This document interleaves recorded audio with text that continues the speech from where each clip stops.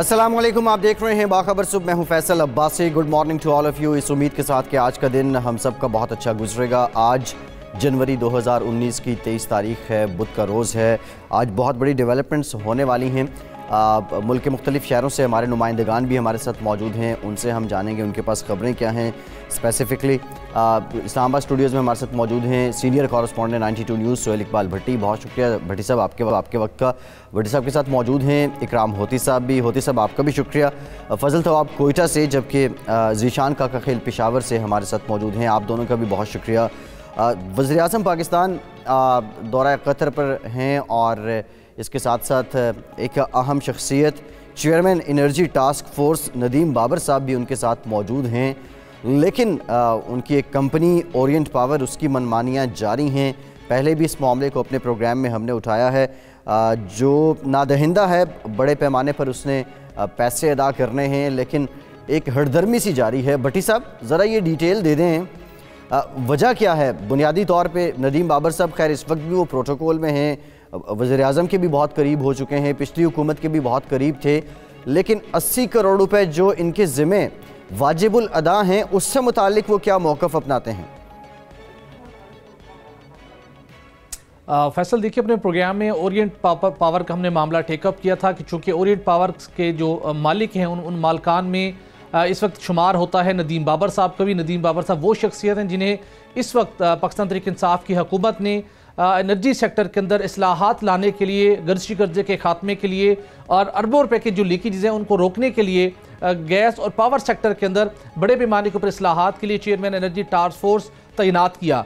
और चूँकि पाकिस्तान तहरीक-ए-इंसाफ की हुकूमत इस बात के ऊपर यकीन रखती है कि कहीं भी ऐसे कोई भी ऐसी शख्सियत हुकूमती ओहदा उसके पास नहीं होना चाहिए जहाँ पे उनके मफादात का टकराव सामने आता हो। नदीम बाबर साहब वो शख्सियत है जिन्होंने 2013 के अंदर मुस्लिम लीग नून के दौर हुकूमत में जब 480 अरब रुपए का गर्शी कर्जे का अदायगी की गई थी बगैर ऑडिट किए, उस वक्त भी उन्होंने IPP's एडवाइजरी काउंसिल के पैनल से इन गर्शी कर्जे की अदायगी के लिए IPP's को ये रकम जारी करवाने के लिए बहुत सरगर्म किरदार अदा किया था। तो उनको IPP's के सेक्टर के अंदर उनका एक बहुत ज़्यादा असर और सूख मौजूद है और गुज़श्ता दवार में भी शहबाज शरीफ साहब के वो बहुत क्लोज तस्वर किए जाते थे। लेकिन अब जब उन्हें पाकिस्तान तहरीक-ए-इंसाफ की हुकूमत में चेयरमैन एनर्जी टास्क फोर्स का ओहदा दिया जा चुका है, तो इस मौके के ऊपर हमने ये स्टोरी की थी कि वो एक IPP के मालिक हैं जिसके 26% शेयर होल्डिंग की मलकियत उनके पास ताहाल मौजूद है। सरकारी दस्तावेज के अंदर इस बात का हमने इंकशाफ किया था। गर्चे के नदीम बाबर साहब का ये मौक़िफ़ था कि वो अगस्त 2018 से ओरिएंट IPP से अपने आप को अलग कर चुके हैं, लेकिन असल हकीकत यह है कि अभी भी वो इसकी मलकियत रखते हैं।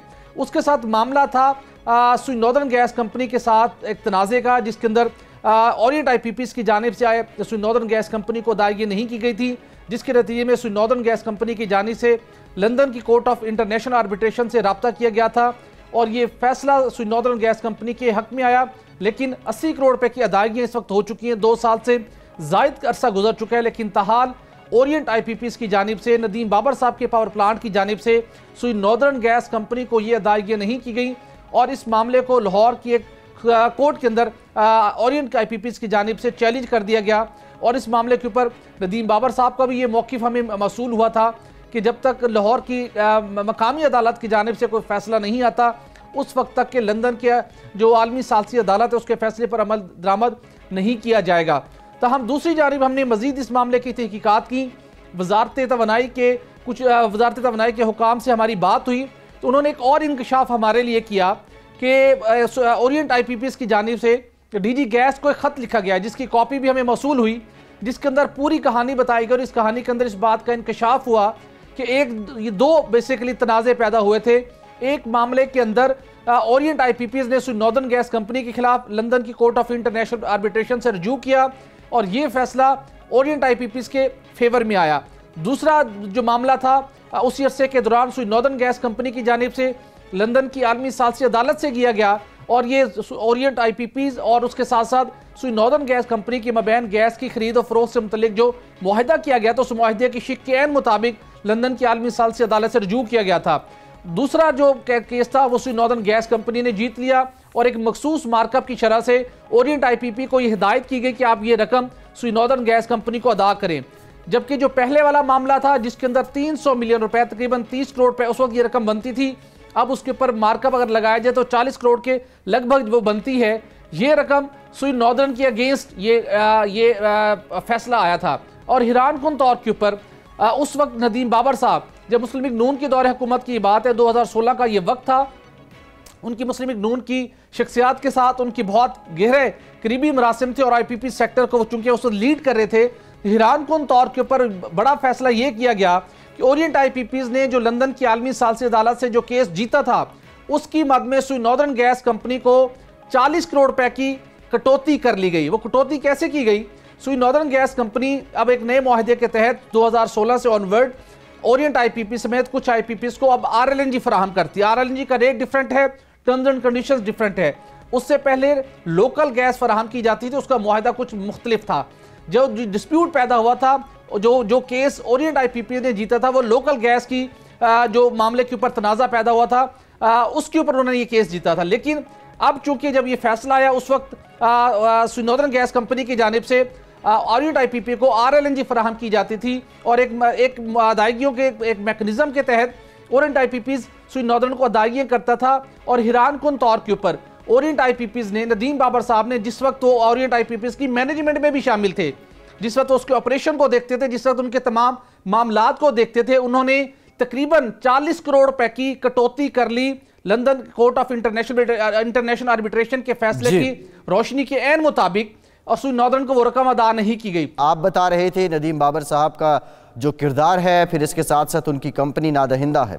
तो जी बिल्कुल फैसल, तो उन्होंने वो फैसला जो उनके हक में आया था, उन्होंने एक स्टेप आगे बढ़ते हुए अपने जो पैसे थे, तकरीबन 40 करोड़ के लगभग ये रकम है, वो उन्होंने लोकल गैस की जो मामले के तनाज़ा था, उसकी कटौती उन्होंने RLNG की अदायगियों से कर ली। और उसके बाद मामला कोर्ट में गया। तो हम दूसरी जानिब, जब सुई नॉर्दर्न ने अपनी 80 करोड़ रुपए की रकम वसूल करनी थी, ये रकम अदा नहीं की गई, यानी कि जो उन्हें सूट करता था वो रकम उन्होंने अपने पास होल्ड कर ली, उसको कटौती कर ली। जो सुई नॉर्दर्न को अदा करनी थी, उसकी अदायगी ताहाल नहीं की गई। यही सबसे बड़ा पॉइंट है, जो मफादात के टकराव का मामला है। और वजारत तवानाई के लोग जिस बात के ऊपर जो उन्हें फेयर है, पावर डिवीजन के लोग हों या पेट्रोलियम डिवीजन के लोग, उन्हें अब इसी बात का खदशा है कि अब जब नदीम बाबर साहब प्राइम मिनिस्टर हाउस में बैठकर एनर्जी सेक्टर से मुतल्लिक, गैस के शोबे से मुतल्लिक, पावर के शोबे से मुतल्लिक अहम इजलासों की वो तकरीबन सरबराही कर रहे होते हैं, उनको लीड कर रहे होते हैं तमाम मामलात की।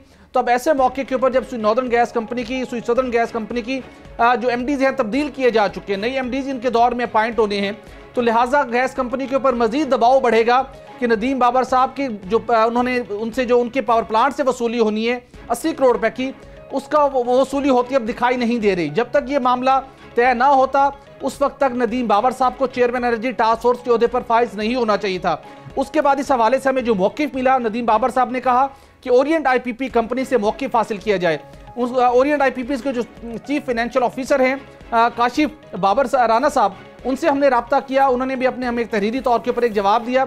उनका क्लेम है कि हमने ये कटौती नहीं की, ताहम वजारत तवानाई के हुकाम का इसरार है कि उनके पास सारा रिकॉर्ड मौजूद है कि ओरिएंट IPPs ने जो फैसला उनके हक में आया, उन्होंने RLNG की मद में होने वाली अदायगियों में से ये कटौती कर ली थी। दूसरी जानिब सबसे अहम बड़ा मामला है कि नैब इस वक्त 2013 में जो गर्दिशी कर्जे का मामला था, जो बगैर ऑडिट के रकम अदा की गई थी, उस नैब उस मामले की तहकीकात कर रहा है और IPP से भी पूछ कुछ होनी है। और इसके अलावा कुछ और अहम केसेस भी IPPs के खिलाफ नैब की तहकीकात शुरू कर चुका है और उनकी बहुत होशरुबा तफसीलात सामने आने वाली हैं कि किस तरीके के साथ कुछ IPPs ने कौमी ख़जाने से, इस मुल्क के गरीब आवाम से नेपरा के मुकर्रर करदा मुनाफे की शरह से इजाफी अरबों रुपए सालाना बुनियादों पर कमाए। जब नैब इतनी बड़े अहम मामलात की IPPs के खिलाफ इन्वेस्टिगेशन करने जा रहा है, गर्शी कर्जे की मामलात जो तहकीकात हैं वो ज़ेर इल्तवा हैं, तो ऐसे मौके के ऊपर जब अहम तरीन ओहदे पर फाइज नदीम बाबर साहब, जिनका IPPs एडवाइजरी काउंसिल के अंदर बहुत सरगर्म रोल रहा है, जो बहुत ज़्यादा इन्फ्लुएंस रखते हैं इस वक्त भी गवर्नमेंट के अंदर, तो इस बात का खदशा है कि नैब की तहकीकात के ऊपर भी वो असरअंदाज हो सकते हैं। IPPs ने जो कौमी ख़जाने से सालाना अरबों रुपए इजाफी वसूल किए, अवाम से अरबों रुपए इजाफी वसूल किए, जिसके नतीजे में गर्शी कर्जा मजीद आगे बढ़ा, मजीद इजाफा हुआ, उसमें अवाम को महंगी बिजली का बोझ बर्दाश्त करना पड़ा। उनकी तहकीकात भी शुरू होने जा रही हैं। तो इस सारे सिनेरियो के अंदर नदीम बाबर साहब का आने वाले दिनों के अंदर कलीदी किरदार होगा। नैब को जो रिपोर्ट्स, जो तफसीलात पावर डिवीज़न से चाहिए होंगी, जो पेट्रोलियम डिवीज़न से चाहिए होंगी, जो गैस कंपनी से चाहिए होंगी, उनके ऊपर जो बैठे तमाम मामलात को जो लीड कर रहे हैं वो नदीम बाबर साहब हैं। तो ये मफादात का एक बहुत बड़ा टकराव होगा। लेकिन अब देखना होगा क्या नैब की तहकीकात मुकम्मल होने तक नदीम बाबर साहब अपने आप को इस ओहदे से अलग करते हैं या नैब की तहकीकात भी पैरेलल जारी रहेंगी। नॉर्दर्न गैस कंपनी का अदालत में केस भी जारी रहेगा, उनको अदायगियां भी नहीं की जाएंगी और IPPs और पावर सेक्टर के लिए मजीद मराहत भी हासिल की जाएंगी। जी ठीक, भट्टी साहब आपने बहुत डिटेल में बताया और मुफाद का टकराव कैसे है इससे मुतालिक भी आप अपडेट कर रहे थे।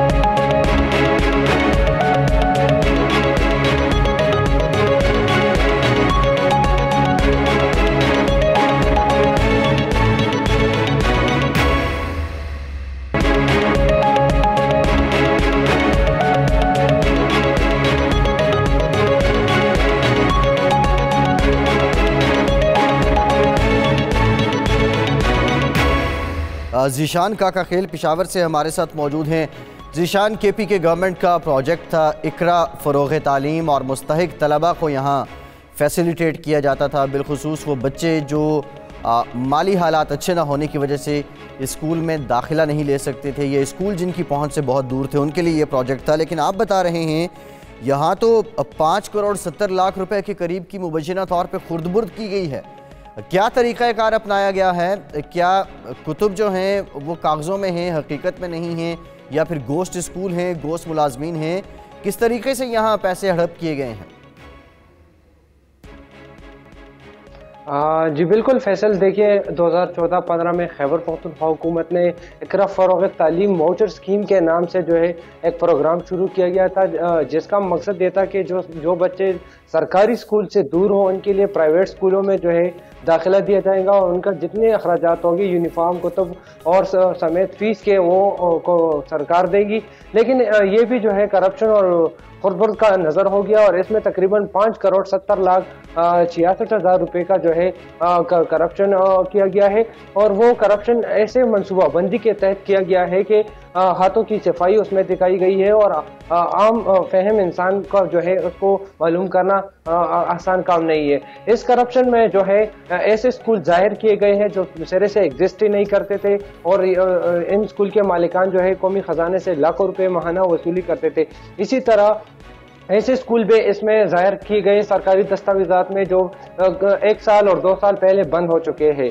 इसी तरह हर एक स्कूल में जो है 10 से लेकर 20 तलबा जो है ज़ेर तालीम है, लेकिन उन्होंने सरकारी दस्तावेजात में 100 और 100 से ज़्यादा जो है तलबा को जाहिर किया गया है। और इसी तरह फीस और दीगर अखराजात की मद में जो है कौमी खजाने से माहाना लाखों रुपए वसूली करते रहे। अगर बात की जाए कि इसमें कौन कौन मुलविस है, तो इसमें जो है इस प्रोजेक्ट के डायरेक्टर्स जो 4 डायरेक्टर्स है, director human resource, director planning, director monitoring और डायरेक्टर मैनेजमेंट के साथ साथ 12 जो है दीगर ऐसे अफराद है जो इसमें शामिल है और बाकायदा एक मनसूबाबंदी के तहत जो है कौमी खजाने को नुकसान पहुंचाया गया है। हर एक इस प्रोजेक्ट को पहले जो है पेशावर के 5 यूनियन काउंसिलों से शुरू किया गया है टेस्ट के बुनियाद पर, जिसको बाद में पूरे पेशावर और 2017 और 18 में जो है पूरे खैबर पख्तूनख्वा में जो है उसको वसी किया गया है।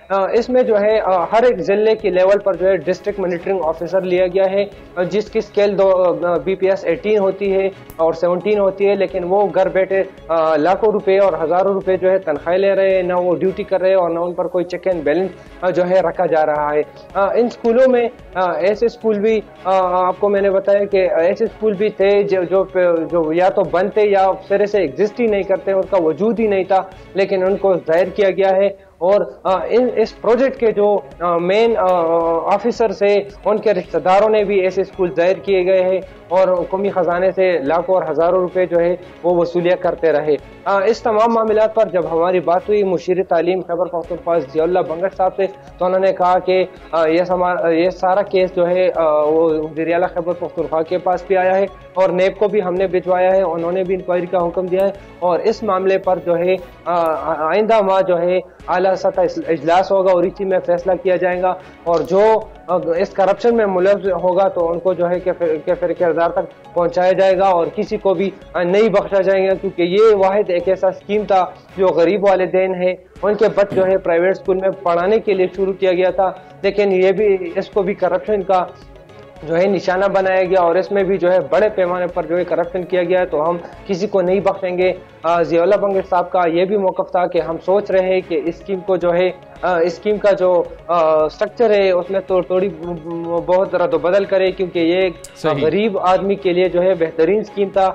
तो इसको मेन स्ट्रीम और ज़बरदस्त अंदाज में जो है पेश करने के लिए यकीनी तौर पर प्रोग्राम तो बहुत अच्छा था और खैबर पख्तूनख्वा के अंदर दावा किया गया था कि गुज़श्ता 5 सालों के दौरान शोबा तलीम में बहुत ज़्यादा इस्लाहात की गई है, बहुत ज़्यादा बेहतरी आ चुकी है।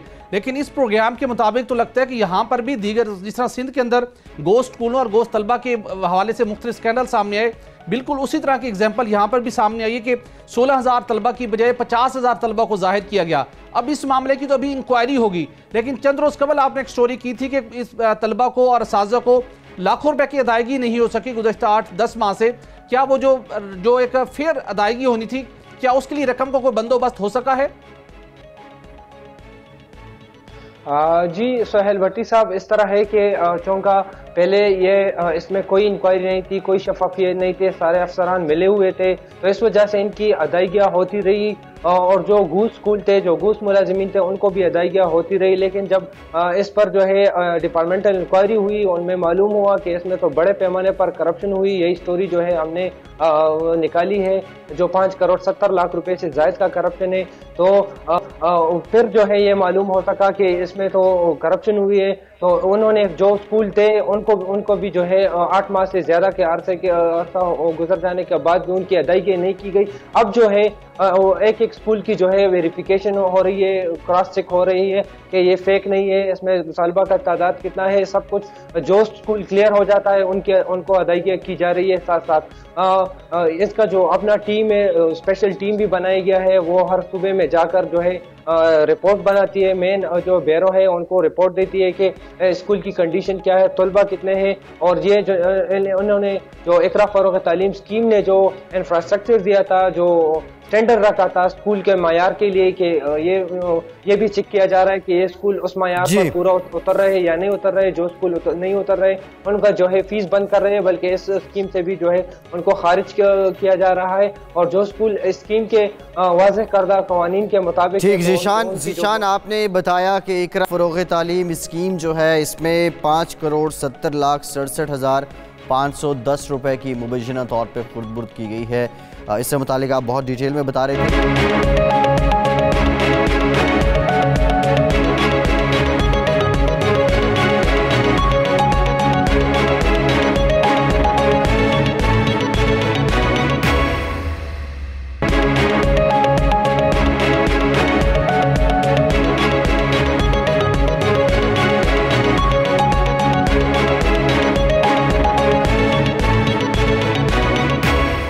भट्टी साहब, आपकी तरफ आते हैं। पाकिस्तान इंटरनेशनल एयरलाइन, इसके खसारे का ही तज़किरा हो रहा है पिछले 10 सालों से जितनी खबरें आती हैं, लेकिन अब सुनने में ये आ रहा है कि इसका हेड ऑफिस कराची से इस्लामाबाद मुंतकिल किया जाएगा। क्या फ़र्क पड़ेगा हेड ऑफिस अगर कराची से इस्लामाबाद आ जाता है? फैसल, देखिए 380 रुपये से ज़ायद खसारे तो 4 पाकिस्तान इंटरनेशनल एयरलाइन को न सिर्फ खसारे से निकालने के लिए बल्कि उसको इकनॉमिकली वायबल बनाने के लिए वफाकी हुकूमत ने हतमी फ़ैसला कर लिया है। और इस फैसले के हवाले से जनवरी के पहले हफ्ते में एक बहुत अहम इजलास मुनक्किद हुआ, जिसके हमें दस्तावेज़ मसूल हुई हैं। इस इजलास के अंदर मुतलका वज़रा समेत मुतलका सेक्रेटरीज मौजूद थे, एडवाइज़र मौजूद थे, और उसके साथ साथ आर्मी चीफ और एयर चीफ ने भी जिस इजलास में शिरकत की थी। वफाकी हुकूमत ने, इनके हमारी पॉलिटिकल लीडरशिप ने, उसके साथ साथ मिलिट्री लीडरशिप ने बाहमी तौर के ऊपर मिलकर यह भी फैसला कर लिया है कि कौमी एयरलाइन को मुनाफा बख्श बनाना है, और इस वक्त जो गुज़श्ता 10 सालों से उसके बदतरीन माली बहरान से दोचार है। और इन सरकारी दस्तावेज में लिखा गया है कि PIA बैंक दिवालिया होने के करीब पहुंच चुकी है, लिहाजा अब इसको अपने पांव पर खड़ा करना है। इस सिलसिले के अंदर 28 अहम तरीन फैसले किए गए हैं, जो कि PIA की रिवाइवल का एक पूरा प्लान जिसे आप कह सकते हैं। और ये अपने नाजरीन के साथ पहली मरतबा हम शेयर कर रहे हैं कि PIA को उसके अपने पाँव पर खड़ा करने के लिए, उसे मुनाफा बख्श बनाने के लिए, और सिर्फ यही नहीं बल्कि आवाम को सफरी सहूलियात, फ़ज़ाई सफरी सहूलियात सस्ती फराहम करने के लिए ये 28 अहम तरीन फैसले कर लिए गए हैं, जिनकी टाइम लाइन भी मुकर्रर की गई है, जिसके ऊपर अमल दरामद का आगाज़ जनवरी के महीने से ही शुरू हो जाएगा। इसके अंदर जो हमें दस्तावेज मौसूल हुई, इसके अंदर प्राइम मिनिस्टर ने इस इजलास के दौरान खिताब में कहा, जो बहुत अहमियत का मामला है, कि किसी भी मुल्क की कौमी एयरलाइन और उसके एयरपोर्ट्स उस मुल्क का आईना होते हैं। कोई भी बैरून मुल्क से जब उस मुल्क का दौरा करते हैं तो उनका ये फर्स्ट इंप्रेशन जाता है एयरपोर्ट से और उसके साथ साथ उसकी कौमी एयरलाइन से। लिहाजा एयरपोर्ट की जो सूरत हाल है उसे भी बेहतर बनाना है और उसके साथ साथ कौमी एयरलाइन को भी। इस हवाले से जो एक अहम बड़ा फैसला किया गया है कि इस वक्त पीआई को जो जिस खसारे का सामना है, पीआई के ज़िम्मे जो वाजबात हैं उसकी अदायगियों के लिए जो मामला है, पीएसओ के जो पीआई ने फ्यूल की मद में अदायगियाँ करनी है जो एक अंदाजे के मुताबिक 30 अरब से ज़ायद की रकम है, उसका फैसला किया गया है कि इस रकम को जो पीआई ने पीएसओ को अदा करनी है 2 साल के लिए एक किसी मखसूस कंपनी में उसको पार कर दिया जाएगा ताकि ये लायबिलिटी पीएसओ के ऊपर फौरी तौर पर ख़त्म हो जाए। और उसके साथ साथ जो जून 2019 तक पीआई को 15 अरब रुपए की एडिशनल गारंटी फराहम की जाएगी। ये एक आर्जी रिलीफ होगा ताकि जिन मामलात के अंदर बेहतरी लानी है उस मामलात को बेहतर बनाया जा सके। उसके साथ साथ जो एक और बड़ा काम किया गया है कि पीआई को जो उसके तैयारों की कमी का सामना है उस हवाले से भी फैसला कर लिया गया है जो कि 28 नुकाती फैसले का हिस्सा है। ये फैसला भी कि कतर और तुर्की से वफाकी हुकूमत ने 2 A320 तैयारे और एक A330 फ्रेटर तैयारा हासिल करने का फैसला किया है। वफाकी हुकूमत तुर्की और कतर हुकाम से रब्ता करेगी, उनसे मजबूरी तौर के ऊपर ये 3 तैयारे हासिल किए जाएंगे। उसके साथ जो दूसरा बड़ा मामला है ये तय किया गया है कि जो सिविल एविएशन को पीआईए ने वाजबात अदा करने हैं, अरबों रुपए के वाजबात हैं, उसके ऊपर सरचार्ज भी आयद है और सिविल एविएशन अथॉरिटी की जानिब से पीआई को जुर्माना भी आयद किया गया है। इस जुर्माने को, इस सरचार्ज को और सिविल एविएशन को जो वाजबात की अदायगी होनी है इसको भी मुंजमद कर दिया जाएगा तकरीबन 2 साल के अरसे के लिए। उसके बाद बहुत से ऐसे मामलात हैं जो कि हाई कोर्ट में हुक्म इम्तना की वजह से पेंडिंग है। हाई कोर्ट से वफाकी हुकूमत हदायत करेगी अपनी मुतलका लीगल सेक्शन को कि हाई कोर्ट से जो स्टे ऑर्डर्स हैं उनके अखराज के लिए फौरी तौर के ऊपर अपना किरदार अदा करें। और इसके साथ साथ चूँकि जैसे हमने बताया कि इस इजलास के अंदर मिलिट्री लीडरशिप भी शरीक हुई और उन्होंने भी इस बात के ऊपर वफाकी हुकूमत के साथ खड़े होकर पीआई कौमी एयरलाइन को बेहतर बनाने के लिए, इस खसारे को ख़त्म करने का फैसला किया है। तो लिहाजा इसके अंदर कुछ और स्ट्रक्चरल चेंजेस के अंदर ये चेंजेस भी की गई हैं कि 4 अफसरान पाक आर्मी से उनकी खिदमात डेपुटेशन पर हासिल की जाएंगी और 4 अफसरान की एयरफोर्स से उनकी खिदमात हासिल की जाएंगी 3 साल के अरसे के लिए। ये 8 अफसरान जो कि पाक आर्मी और पाकिस्तान एयरफोर्स से लिए जाएंगे, ये यूनिफॉर्म के अंदर रहते हुए पाकिस्तान इंटरनेशनल एयरलाइन के अंदर अपनी खिदमात सर अंजाम देंगे। इसके साथ हम इस वक्त देखते हैं कि इस वक्त भी जो पीआई के जो चीफ एग्जीक्यूटिव ऑफिसर है अरशद मलिक साहब, जिन्हें 26 अक्टूबर से चीफ एग्जीक्यूटिव ऑफिसर और प्रेसिडेंट सीईओ का चार्ज दिया गया था प्राइम मिनिस्टर ऑफ पाकिस्तान की जानिब से, इस वक्त ये भी सर्विंग ऑफिसर हैं, एयर मार्शल हैं। और उसके साथ जो नए चीफ एग्जीक्यूटिव ऑफिसर की तकर्री का मामला शुरू हुआ है और जो एडवर्टीजमेंट जारी की जा चुकी है उस एडवर्टीजमेंट में भी ये प्रोविजन रखी गई है कि जो एयरफोर्स से वाबस्ता, फोर्सेस से वाबस्ता, जो एविएशन के शोबे से वाबस्ता जिनका तजर्बा है, ऐसे अफसरान भी चीफ एग्जीक्यूटिव ऑफिसर के ओहदे के लिए अप्लाई कर सकते हैं। और जिस किस्म का पीआई की बहाली का प्लान तश्कील दिया जा चुका है, इसके मुताबिक इस बात का कभी इम्कान है कि पीआई के अंदर करप्शन का रास्ता रोकने के लिए, पीआई को इफेक्टिवली इस मुल्क के अंदर उसका ऑपरेशन बहाल करने के लिए जो मुस्तकबिल के अंदर सीईओ हैं वो भी मुमकिन तौर के ऊपर एयरफोर्स से हो सकते हैं, जो कि एडवर्टीजमेंट के अंदर भी इस मामले की प्रोविजन रख दी गई है। और उसके बाद जिस तरीके के साथ एयरफोर्स और पाकिस्तान आर्मी के अफसरान की खिदमात। भट्टी साहब, आपने बहुत डिटेल में बताया 28 निकात जो तश्कील दिया गया है, एजेंडा जो प्लानिंग पीआईए के रिवाइवल के लिए, उससे मुतालिक एक ब्रेक लेते हैं। ब्रेक के बाद दीगर मामलात पे बात करते हैं।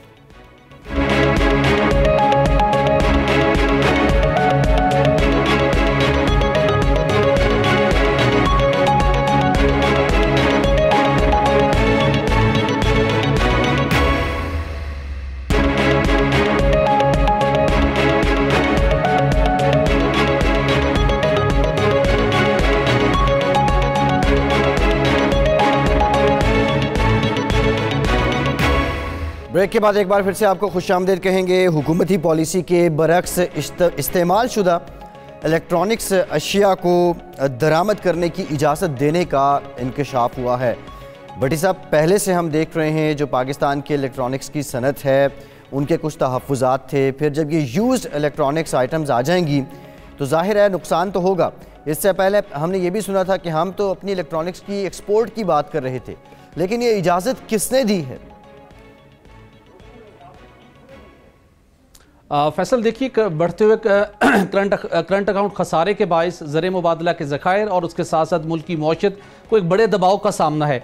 इस चैलेंजिंग सूरत हाल से निमटने के लिए पाकिस्तान तहरीक इंसाफ की हुकूमत आज फिर मिनी बजट लेके आ रही है, जिसके अंदर बड़ा ऑब्जेक्टिव इस वक्त दिखाई देता है कि ऐसी अशिया जो लग्जरी आइटम्स हैं, जो ऐसी अशिया जो पाकिस्तान के अंदर तैयार होती हैं लेकिन उसके बावजूद उसको इंपोर्ट भी किया जा रहा है, एक मखसूस स्ट्रेटजी के तहत उनको डिस्करेज किया जाए, उनके ऊपर भारी टैक्स आयद किए जाते हैं ताकि जो हमारी मुख्तलिफ अशिया की इंपोर्ट के ऊपर कसीर ज़र मुबादला खर्च होता है उसको रोका जा सके।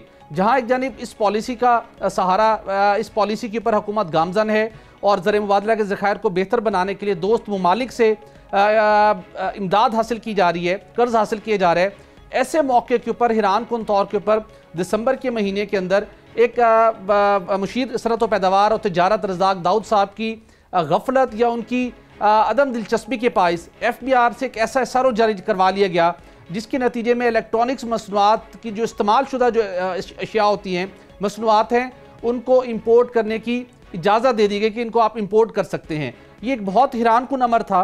पूरी इंडस्ट्री के अंदर इस मामले के नतीजे में भौंचाल आ गया कि हुकूमत ने अपनी ही पॉलिसी के बरक्स ये मंजूरी दे दी है और FBR ने मुतल्लिका स्टेक होल्डर से मशावरत किए बगैर इसका SRO भी जारी कर दिया। चूँकि इस इक़दाम के नतीजे में हम देखते हैं कि वो बेशतर मसनूआत जो पाकिस्तान के अंदर मुख्तलिफ कंपनियाँ आकर तैयार कर रही हैं और इंटरनेशनल फर्म्स, इंटरनेशनल कंपनीज़ की कोलैबोरेशन के साथ और इंटरनेशनल स्टैंडर्ड्स को मीट किया गया है, मुख्तलिफ अशिया की क्वालिटी को बेहतर बनाया गया है और एक बेहतर कीमत के ऊपर ये अशिया मार्केट के अंदर दस्तयाब हैं। तो ऐसे मौके के अंदर जिसके अंदर LEDs की बात करें, हम LCDs की बात करें या दीगर अशिया की बात करें, अगर आप यूज्ड इन ऐसी आइटम्स को बैरून मुल्क से इंपोर्ट करना शुरू कर देंगे तो ना सिर्फ ज़र मुबादला के ज़खायर के ऊपर भी दबाव बढ़ेगा बल्कि आपकी लोकल इंडस्ट्री कुछ ही महीनों के अंदर तबाह हो जाएगी। जहाँ पर पहले ही इकनॉमिक एक मुश्किल माशी सूरत हाल के बायस लोग बेरोज़गार हो रहे हैं, तो इस इक़दाम के नतीजे में तो इंडस्ट्रीज़ बंद हो सकती थी और इससे पैरेलल पहले FBR और कस्टम्स जो मुख्तलिफ अशिया इलेक्ट्रॉनिक्स की आइटम्स हैं उनकी स्मगलिंग भी नहीं रोक पा रहे। तो ये बहुत हैरान कुन अमर था और इसके साथ साथ दुनिया भर के अंदर ऐसे मुख्तलिफ ममालिक जो इलेक्ट्रॉनिक्स की इस्तेमाल शुदा अशिया को उनको डिस्पोज ऑफ करने के हवाले से डिफरेंट स्टैंडर्ड्स अडॉप्ट कर चुके हैं। मिनिस्ट्री ऑफ क्लाइमेट चेंज के इसके ऊपर बहुत से तहफ़्फ़ुज़ात थे। दुनिया के अंदर ऐसी चीज़ें जिन्हें वो डिसबैन कर रहे हैं, मखसूस लॉबी को ये इजाज़त दे दी गई कि उन अशिया को बैरून मुल्क से लाएँ, कसीर ज़र मुबादला भी खर्च करें और पाकिस्तान के आके अंदर फ़रोख्त करके आप मुनाफा कमाएँ और लेकिन उसके साथ साथ जो मुल्क की इंडस्ट्री है वो भी तबाह हो जाएगी। इस मामले के ऊपर जब ये मामला टेकअप हुआ और हमने भी इस मामले की इन्वेस्टिगेशन स्टार्ट की तो इलेक्ट्रॉनिक्स मैन्युफैक्चर एसोसिएशन के वफद ने मुशीर सनअत व पैदावार और तिजारत रज़ाक दाऊद साहब से मुलाकात की और उनको बताया कि किस तरीके के साथ आपकी वजह से या आपकी प्रॉपर इफेक्टिव मॉनिटरिंग न होने के नतीजे में FBR ने ये SRO जारी कर दिया। इसके नतीजे में तो कुछ माह के अंदर ही पाकिस्तान के अंदर जो ये इंडस्ट्री है जो इलेक्ट्रॉनिक्स मसनूआत तैयार करती है तबाह होकर रह जाएगी। बहरहाल उन्होंने जब एक सख्त कॉल दी, एक एहतजाज का जब उन्होंने प्लान करने का फैसला किया तो दोबारा FBR को हदायत दी गई मुशीर सनअत व पैदावार और तिजारत रज़ाक दाऊद साहब की जानिब से और FBR ने अल्लाह करके मुल्क के बेहतरीन मफाद में इस SRO को वापस ले लिया। लेकिन हैरान कुन तौर के ऊपर वो इंडस्ट्री जिसके अंदर इतना पोटेंशियल मौजूद है कि अगर हम पाकिस्तान के अंदर इलेक्ट्रॉनिक्स मसनूआत की जो स्मगलिंग है उसको रोक लें, जिसके एक अंदाजे के मुताबिक सालाना 40 अरब से ज़ायद मालियत की स्मगलिंग की जाती है इलेक्ट्रॉनिक्स मसनूआत की, तो पाकिस्तान की वो इंडस्ट्री जो यहाँ पर आलमी मेयार के मुताबिक मुख्तलिफ इलेक्ट्रॉनिक्स की मसनूआत तैयार करने में कामयाब हो चुकी है, न सिर्फ पाकिस्तान की ज़रूरत पूरी की जा रही है बल्कि मुत्तहिदा अरब अमारात समेत मुख्तलिफ ममालिक को ये इलेक्ट्रॉनिक्स की मसनूआत को एक्सपोर्ट भी किया जा सकता है। और इस हवाले से मार्केट का सर्वे किया गया है कि पाकिस्तान के अंदर तैयार होने वाली अशिया कम्पिटिटिव प्राइस पर तैयार हो रही है, क्वालिटी उनकी इंटरनेशनल स्टैंडर्ड के मुताबिक है, तो पाकिस्तान इससे कसीर ज़र मुबादला कमा सकता था। लेकिन स्मगलिंग की वजह से ये लोकल इंडस्ट्री मज़ीद एक्सपेंड नहीं कर पा रही। तो रज़ाक दाऊद साहब, वज़ारत तजारत, वज़ारत सनअत व पैदावार और FBR का ये उनके ऊपर एक भारी जिम्मेदारी आयद होती है कि इलेक्ट्रॉनिक मसनूआत की स्मगलिंग की रोकथाम के हवाले से वो कस्टम इंटेलिजेंस को इफेक्टिव करें, क्रैक डाउन होना चाहिए। वो खैबर पख्तूनख्वा से बॉर्डर से, अफगानिस्तान के बॉर्डर से ऐसी मसनूआत की स्मगलिंग होती है उसको रोकने की ज़रूरत है और उसके साथ साथ ईरान के बॉर्डर से भी ऐसी मसनूआत की स्मगलिंग होती है उनको भी रोकने की ज़रूरत है। उसके साथ ग्रीन चैनल के मिसयूज़ करते हुए भी कुछ ऐसी अशिया वहाँ से इम्पोर्ट की जाती हैं उन्हें भी सख्ती से रोकने की अशद ज़रूरत है। इस हवाले से अगर हम बात करें तो इंडस्ट्री के मुख्तलिफ हुकाम से हमने बात की। पाकिस्तान में मुल्क आप देखते हैं कि अपने मोबाइल फ़ोन की इंपोर्ट के हवाले से, उनकी स्मगलिंग रोकने के हवाले से बहुत से सख्त इकदाम तो कर लिए हैं, लेकिन हैरान कुन तौर के ऊपर वो पाकिस्तानी कंपनियां जो लोकली मोबाइल फ़ोन मैन्युफैक्चरिंग की कैपेसिटी रखती हैं, जिन्होंने माजी के अंदर प्लांट लगाने की कोशिश भी की, लेकिन इंपोर्टर्स के माफिया ने स्मगलिंग करने मोबाइल फ़ोन स्मगल करने वाले माफिया ने पाकिस्तान के अंदर मोबाइल फ़ोन की मैन्युफैक्चरिंग स्टार्ट न होने दी, जिसके नतीजे में आज हम देखते हैं कि हमें $1 अरब से ज़ायद मालियत के मोबाइल फ़ोन इंपोर्ट करना पड़ते हैं। और अब हुकूमत ने जो नई पॉलिसी वज़ा की है कि मोबाइल फ़ोन की जो रजिस्ट्रेशन का DIRBS सिस्टम के जरिए रजिस्ट्रेशन का मामला है, इसके बाद हमारी लीगली जो हमारी मोबाइल फ़ोन की इंपोर्ट है उसके अंदर मजीद इजाफा होगा। तो लेकिन हम देखते हैं कि 4.5 माह से ज़्यादा अरसा गुजरने के बावजूद मुशीर सनत व पैदावार और तिजारत रज़ाक दाऊद साहब की जाने से लोकली मोबाइल फ़ोन मैन्युफैक्चरिंग के आगाज़ करने के हवाले से ताहाल कोई अहम पॉलिसी मंजरेआम पर नहीं लाई गई। जिन गुज़श्ता अदवार के अंदर जिन पाकिस्तानी कंपनियों भट्टी साहब आपने बताया, आपने इस्तेमालशुदा इलेक्ट्रॉनिक्स मसनूआत दरामद करने से मुताल्लिक ये बताया है कि ये अब पाकिस्तान के लिए मज़ीद नुकसान का बाइस भी बन सकती हैं। होती साहब, आपके पास क्या खबर है? नौलांग डैम वफाक और सूबा बलोचिस्तान के दरमियान अब तनाज़ा खड़ा हो गया है, इसकी डिटेल ज़रा बताइएगा। जी, गुज़श्ता एक महीने 92 न्यूज़ ये दिखाता रहा पिक्चर्स और वीडियोस कि बलूचिस्तान में बच्चे जो हैं वो ढांचा बनकर रह गए हैं, पानी नहीं है, और जिस इलाके में पानी नहीं है वहाँ खुराक नहीं है, और नकल मकानी हो रही थी बहुत ज़्यादा। तो मैंने वहाँ बलूचिस्तान में कुछ लोगों से मालूम किया कि ये वजह क्या है कि इस तरह का हादसा पेश आ गया है। ज़ेरे ज़मीन पानी नहीं है, या ओवरलैंड सतह के ऊपर पानी जो है वो ख़त्म हो गया है, या बारिशें नहीं हुई, या क्या मसला है। तो जो तहकीकात करते करते हमने वजारत ख़जाना और प्लानिंग कमीशन से जब मालूम किया तो पता चला कि वहाँ पे डैम बनने चाहिए थे जो कि बारिशी पानी को रोकते और जो पानी ज़ाया हो रहा था उसको रोकते। एक मंसूबा 3 साल पहले 2016 की जनवरी में नौलांग डैम का बनाया गया इसी मकसद के लिए।